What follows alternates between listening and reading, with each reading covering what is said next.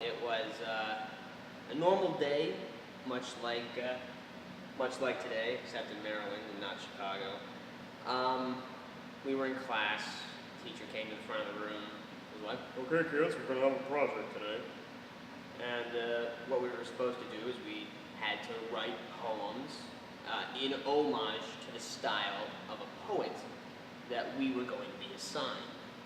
And I was assigned Emily Dickinson. To be honest, every time I would look at a poem, I was scared. I don't like to admit I was scared, but poetry was a little intimidating for me, and I kind of had a hard time really interpreting it and staying on track with maybe some of my other classmates in high school, like when we were in English class. I couldn't begin to even understand what she was writing about. That's kind of where my trepidation came from. I wasn't overly enthusiastic, to say the least. It was like, oh, poetry, I'll just write a few lines that rhyme. But, I definitely wasn't excited to do this. Emily Dickinson.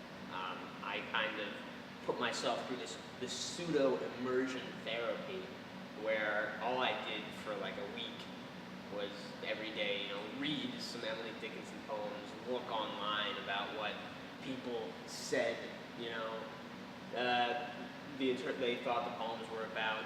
I remember more vividly, though, there was one day in class, we had the class laptops out, and I found this website that had just a collection of all of Emily Dickinson's poems, and I was sitting there hunched over for the entire class, just on this website, looking at every single poem, and I kind of started to realize, what she was getting at, what she was doing, and some of her things, and some of maybe her not so well-known poems, and really, I kind of took what I learned that week, everything that I looked at, and I was like, okay, I think I can do this.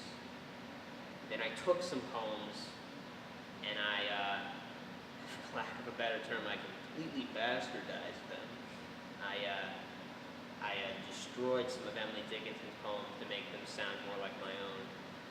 But I did so with style and grace, because I knew what the poems were about and changed them accordingly. So, I guess just shoving Emily Dickinson down my throat for an entire week kind of helped me get past this fear, this anger at myself for not knowing what I was doing. I felt pretty good about it.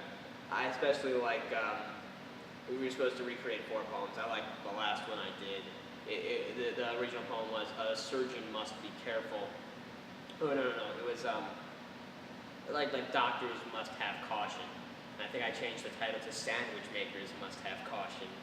And I rewrote the poem about a guy making a sandwich. I would say that this was the start of my interest in really learning what sets poetry apart from the usual rhetoric or just general prose, and the styles, because there are so many different kinds of styles. And Emily Dickinson, everyone talks about Emily Dickinson a lot when they have poetry, and that's kind of a jumping off point, so to speak.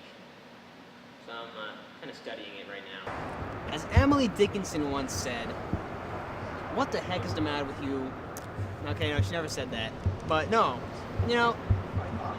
when something's hard, or when you can't do something, that's too bad. And you just gotta keep trying.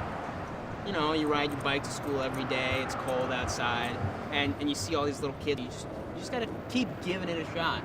All the shots you could possibly need.